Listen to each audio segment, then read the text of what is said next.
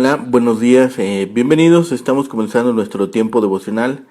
En esta mañana, el día de hoy, estaremos revisando los primeros 6 versículos del capítulo 28 de Proverbios para nuestro tiempo devocional que hemos titulado Las consecuencias de los valores alterados. Las consecuencias de los valores alterados. Vamos a la lectura de nuestra porción de esta mañana. Recuerden que estamos haciendo la lectura en la Nueva Traducción Viviente y también estamos corroborando con la Reina Valera 60. Dice la palabra de Dios: los perversos huyen aun cuando nadie los persigue, pero los justos son tan valientes como el león. Cuando hay corrupción moral en una nación, su gobierno se desmorona fácilmente. En cambio, con líderes sabios y entendidos viene la estabilidad. El pobre que oprime a los pobres es como la lluvia torrencial que destruye la cosecha. Rechazar la ley es enaltecer a los perversos. Obedecer la ley es luchar contra ellos. Los malvados no comprenden la justicia, pero los que siguen al Señor la entienden a la perfección. Es mejor ser pobre y honesto que ser rico y deshonesto. Bien, en cuanto a esta porción, que vemos cómo actúan los malhechores.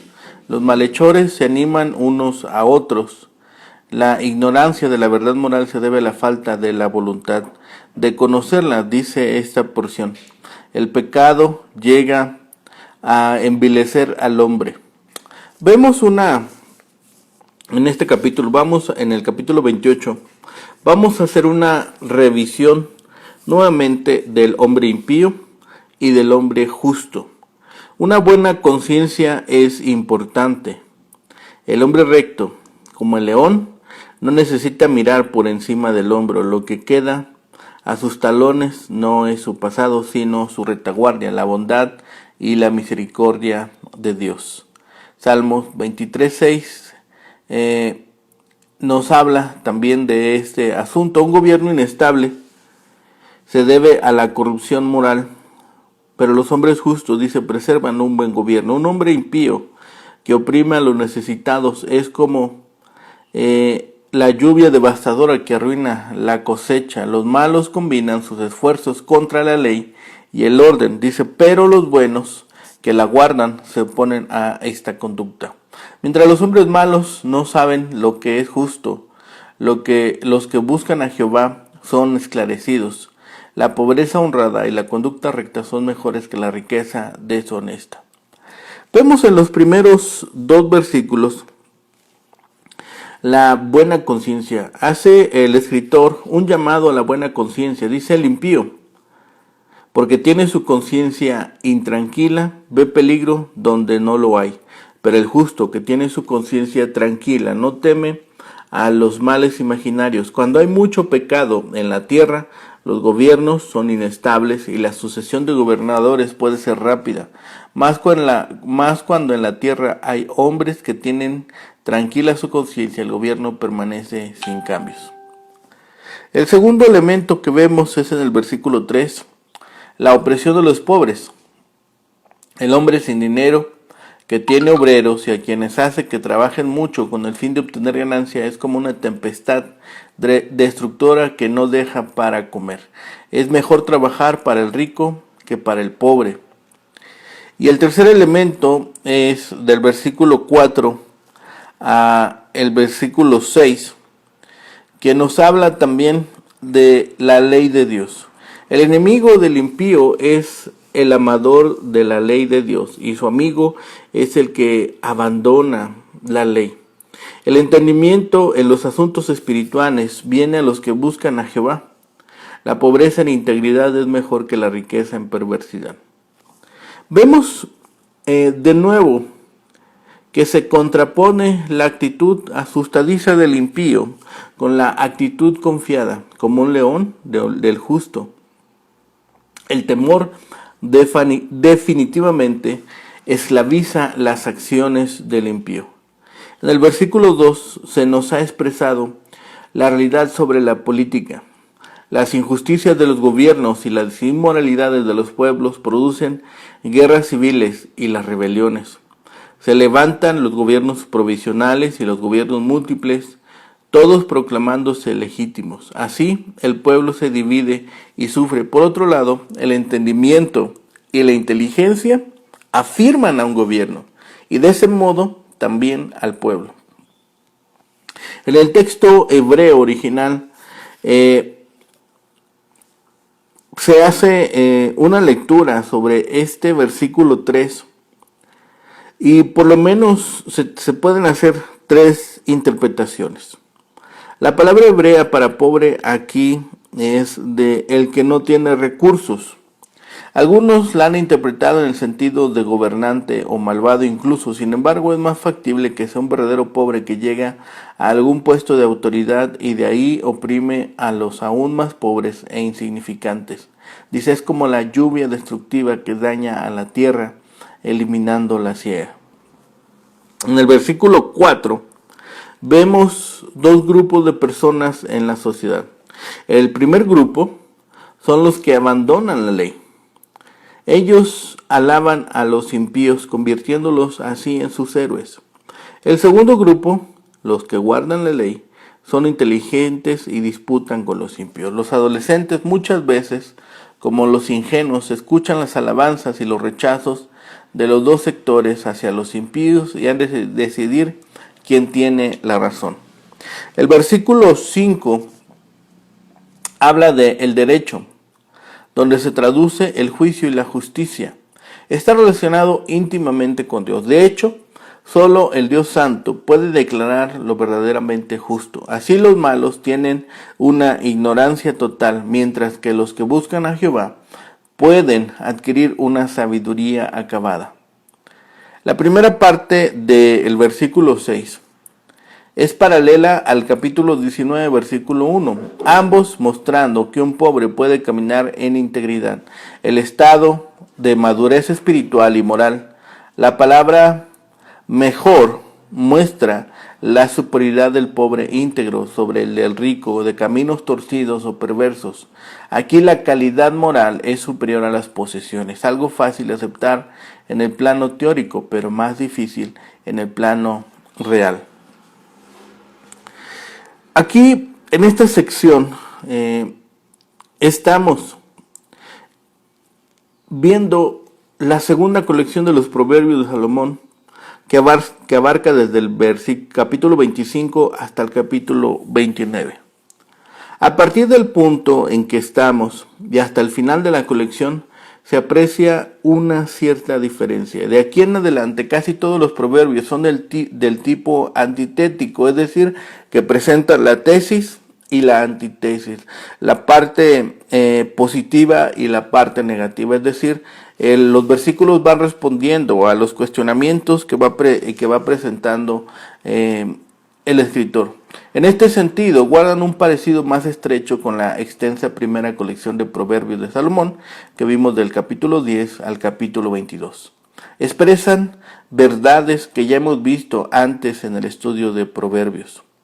Los que no conocen la gracia de Dios tienen que vivir no solamente conscientes de su pecado, sino también con el acoso constante del juicio.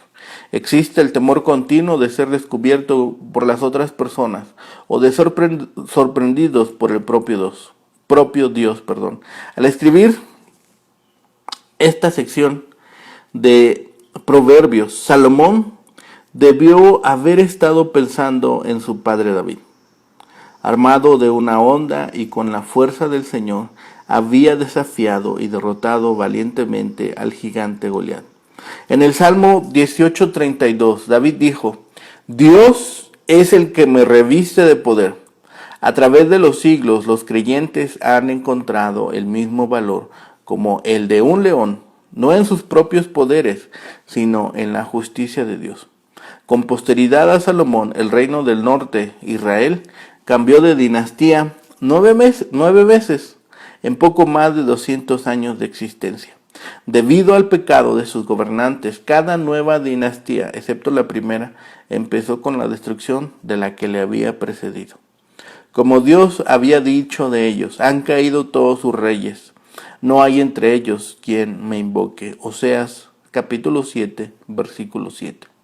Sin embargo, el reino del sur de Judá tuvo una sola dinastía durante casi sus 350 años, y esta fue la perteneciente a la casa del justo rey David. En nuestros días se aprecia una constante sucesión de gobernantes malvados que incitan incluso a rebelión y a derrocamiento, pero el Señor continúa bendiciendo a los países piadosos y a sus gobernantes. Se ha hablado incluso hoy de la pobreza. Y el versículo 3 decíamos de la posibilidad de que hablara de un gobernante. Cuando las personas pobres y codiciosas toman el poder, pueden ser más despiadadas que cualquiera en oprimir a otros pobres. Como una fuerte tormenta destruyen todo lo que está a la vista, todo lo que se pone delante de ellos lo destruyen. Cuán diferente, dice, es la actitud del Rey Eterno, como le describe Salomón en su Salmo mesiánico, en el Salmo 72, cuando dice: descenderá como la lluvia sobre la hierba cortada, como el rocío que destila sobre la tierra. Salmo 72, 6. A veces los creyentes se desaniman al ver que los malvados son alabados por el mundo que ignora o persigue a los justos. Algunos hasta se pueden sentir tentados a unirse a ellos. El versículo 4 fortalece al pueblo de Dios. En vez de abandonar la ley de Dios, los creyentes deben resistir a los impíos. En este versículo, así como en el 7 y 9, la palabra ley se refiere a la palabra Torah. Este término no solamente se refiere a la ley como en los 10 mandamientos, sino en general a las enseñanzas de Dios. Torah es también el término que designa al Pentateuco, a los primeros 5 libros de la Biblia, escritos por Moisés. Guardar, por tanto, la ley significa aferrarse a las enseñanzas de las Escrituras y, por lo tanto, ser obediente a la palabra de Dios. Por eso en el versículo 5 se utiliza la palabra recto, que es otro término interesante, pues no es un atributo solamente humano, sino que tiene su fuente en Dios. En Deuteronomio capítulo 32, versículo 4 dice: porque todos sus caminos son rectitud. En última instancia, es de Jehová de quien viene el juicio de cada uno de nosotros. Proverbios capítulo 29, versículo 26. Esta rectitud incluye compasión por un huérfano, por la viuda, por el extranjero. Deuteronomio 10, 18. Así como el castigo de Dios sobre los que oprimen a su pueblo. Deuteronomio capítulo 32, versículo 40 al 43. Solamente los que están vinculados por ese medio de la fe a la fuente de esta rectitud o justicia la comprenden verdaderamente, pues buscan a Dios en su palabra y reflejan su justicia o su derecho en su vida. Lo que realmente importa a los ojos de Dios es entender su justicia y guardar su ley. Esto es lo que busca el Señor y no cuestiones superficiales como cuánto dinero se tiene. Salomón deja bien clara esta idea en el versículo 6. Cuando vemos la palabra integridad aquí y en otras partes de Proverbios, no es sinónimo de ser sin pecado. Todos pecamos. Los íntegros son aquellos cuyos pecados son perdonados y llevan una vida santificada. Otras traducciones usan la palabra honrado. La culpa en la conciencia hace que los hombres se aterroricen de sí mismos, hasta el punto de huir sin que nadie los persiga, como quien se esconde por estar en deudas, pensando que toda persona con quien se encuentra es un alguacil. El pecado acobarda a los hombres, en cambio, el justo confiado, como un león se comporta de esa manera, puesto que en medio de los mayores peligros tiene a un Dios omnipotente en quien puede confiar. Los pecados de una nación Los pecados nacionales ocasionan desórdenes nacionales. Una situación muy constante, una huida general en la que una nación casi en masa se aparta de Dios y se entrega al materialismo y a la inmoralidad, ocasionan la inestabilidad nacional, con frecuentes cambios de gobierno, divisiones del pueblo en clases, facciones y partidos que se muerden y devoran unos a otros. Solo una persona de autoridad, honestidad, prudencia y competencia puede devolver la estabilidad a un país, a una nación, a un reino. No podemos imaginarnos el gran servicio que una persona sabia y entendida puede ofrecer a su país en una coyuntura crítica. Cuando hay rebelión o pecado en una nación, hay cambio continuo de gobernantes. Es una idea que ya habíamos revisado. Para muestra sirve el caso de Israel en el tiempo de los jueces y el reino del norte después de la división en tiempo de Roboam. En cambio, cuando hay un hombre entendido y sabio en el mando, la nación disfruta estabilidad. Para evitar la inestabilidad, los ciudadanos deben actuar en forma justa y orar por sus líderes. Primera carta a Timoteo, capítulo 2, versículo 1 y 2. Quienes conocen por experiencia propia las miserias de la pobreza, deberían comportarse compasivos con los que sufren lo mismo que ellos sufrieron. Y a veces encontramos que aquellos hombres son bárbaros y crueles sin explicación y sin excusa cuando oprimen y explotan a los pobres y a los débiles. Los pobres llegados a ricos suelen ser los peores ricos. Es como lluvia torrencial que deja sin pan. Esta comparación ilustrativa es de lo más impresionante.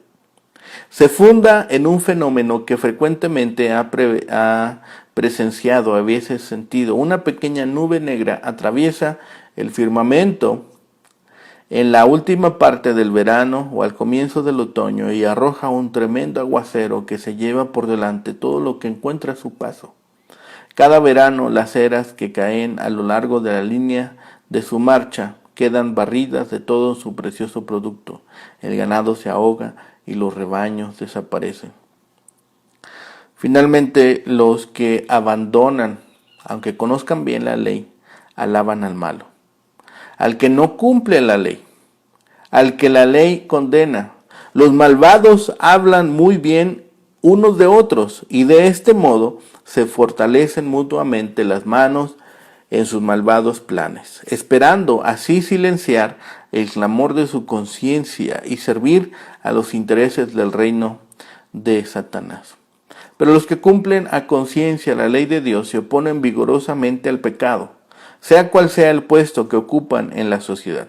Así como el predominio de la concupiscencia en el hombre se debe al entenebrecimiento de su inteligencia, este mismo entenebrecimiento se debe a su vez al predominio de la concupiscencia, formando un círculo vicioso, formando un ciclo en el cual la maldad sigue alimentando la maldad y va pervirtiendo otras conciencias. Los malos no entienden de derecho, porque son malos. Por su parte, los que buscan a Dios, los que buscan a Jehová, ya demuestran con eso que entienden mucho. Y esa búsqueda de Dios es a su vez el mejor medio para entender más, hasta llegar a entender todas las cosas. Primero de Juan, capítulo 2, versículo 20. Es decir, alcanzar el pleno discernimiento entre lo bueno y lo malo, lo falso y lo verdadero.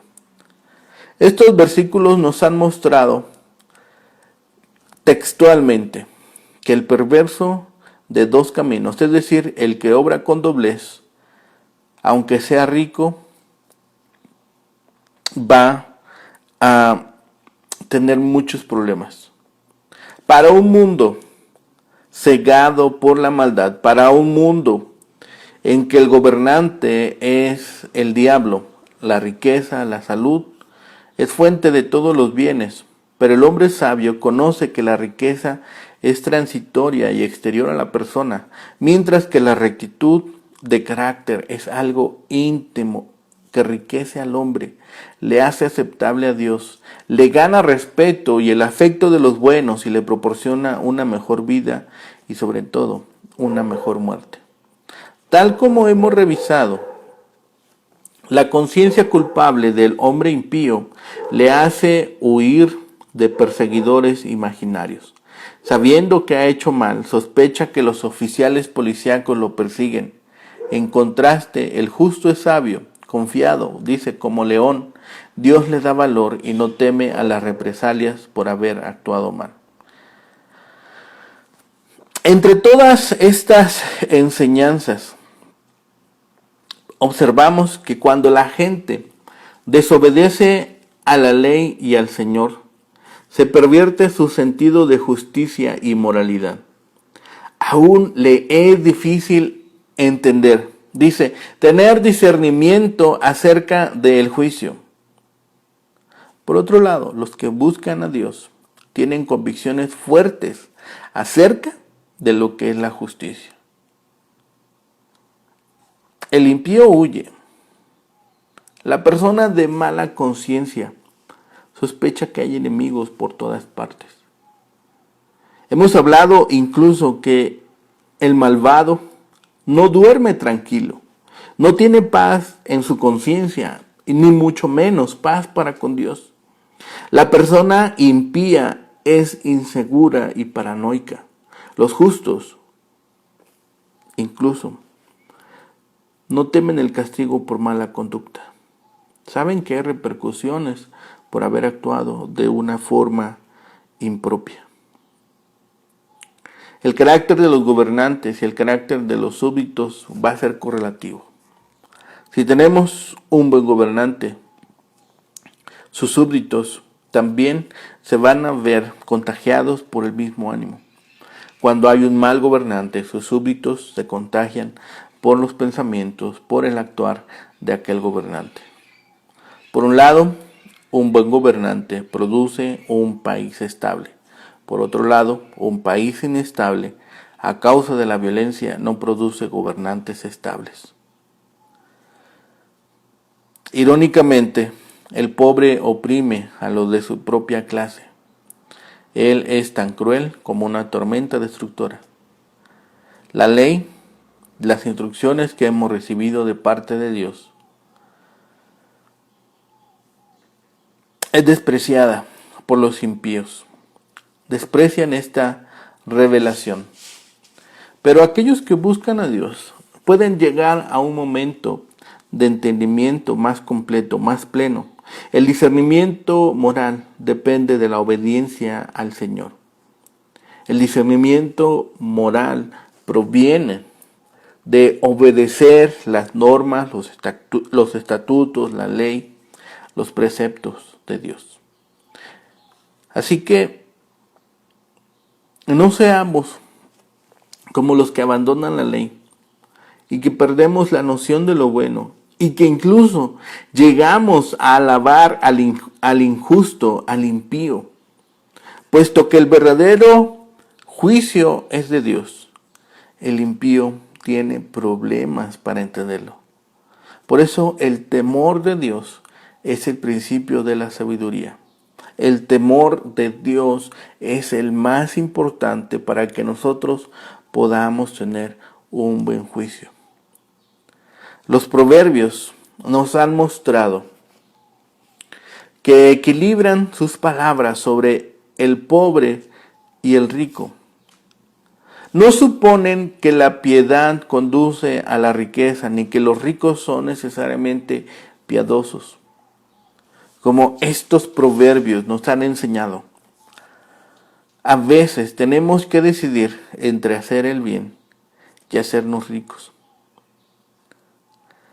Así que pensemos que los que desechan las restricciones de la ley de Dios y de las leyes civiles suelen convertirse en hombres impíos que alaban a los impíos, en un intento de justificarse a sí mismos. Los que guardan la ley se oponen a los transgresores y defienden la causa de la justicia. Los hombres malos no entienden el juicio. Al no querer practicarlo, pierden la capacidad de entenderlo. A los que buscan la voluntad del Señor les es dada capacidad para discernir. Hay un estrecho vínculo entre la moralidad y el entendimiento. Esto lo vimos en el Salmo 119. El hombre que lleva una vida limpia y honesta es mejor que el rico de caminos perversos, que finge una vida buena, pero no cesa de practicar engaño y traición. Finalmente, para que un gobierno o una sociedad perdure, necesita líderes sabios e informados. Y estos son difíciles de encontrar. Sus príncipes, dice la palabra, son muchos. Quizá significa que la anarquía prevalece. Pronto el egoísmo de cada persona afecta a los demás. Un empleado egoísta que roba a su compañía deteriora la eficiencia de la misma. Un chofer egoísta que bebe antes de conducir convierte las carreteras en inseguras. Un cónyuge egoísta que adultera a menudo rompe varias familias. Cuando mucha gente vive para sí, con muy poco interés en cómo sus acciones afectan a otros, la corrupción moral resultante puede hacer que una nación se venga abajo. Dice un dicho en nuestro contexto latinoamericano: somos parte del problema o somos parte de la solución. Debido a que el juicio es parte del carácter de Dios, quien lo sigue trata a los demás con juicio. El principio del juicio es entender todo lo que le sucede a los demás. Un cristiano no puede ser indiferente al sufrimiento humano debido a que Dios no lo es. Y sin duda, no debemos contribuir al sufrimiento humano mediante negocios egoístas ni de políticas injustas del gobierno. Preocupémonos más por la razón que por las ventajas que podemos sacar sobre un asunto. Empecemos a hacer justicia, empecemos a vivir en justicia, pero sobre todo procuremos la justicia en todo tiempo. Empapémonos de la palabra de Dios, pidamos discernimiento y empecemos a ejercer justicia en todos los ámbitos en los cuales nosotros nos conducimos, nos dirigimos y tenemos la oportunidad de transitar. Oremos. Bendito Padre y Señor, gracias te damos, amoroso Padre, por la oportunidad de poder abrir tu palabra, Señor, y tomar de ella enseñanza, palabras sabias, Señor, y también seguir creciendo en discernimiento y sobre la importancia de todas las cosas. Padre, te pedimos ahora en este día, Señor, que nos permita seguir creciendo en discernimiento, en entendimiento, en justicia, Señor, para con nosotros, nuestras familias, nuestro país y también sobre el mundo entero, Señor. Permítenos ser diligentes en todas las cosas, Señor, que son importantes, en aquellas cosas, Señor, sobre las cuales tú posas tus ojos y están atentos tus oídos. Permítenos también ser las manos, Señor, que ayudan, que hacen justicia, Señor, y que pueden hacer los trabajos que se le han sido encomendados. Señor, permítenos ser diligentes, permítenos alabar y glorificar tu santo nombre en todas las actividades, Señor, pero sobre todo, Señor, permítenos también llevar justicia, Señor, a aquellos rincones donde se ha olvidado tu palabra. Gracias, Señor, por todas estas oportunidades que nos das día a día, Señor, de glorificar tu santo nombre, Señor, y permítenos también en nuestro corazón seguir creciendo en conocimiento de tu palabra. Todo lo ponemos en tus manos, Señor, todo lo rogamos en el bendito nombre de Cristo, Señor y Salvador nuestro. Amén. Que tengan un excelente día, que el Señor les bendiga.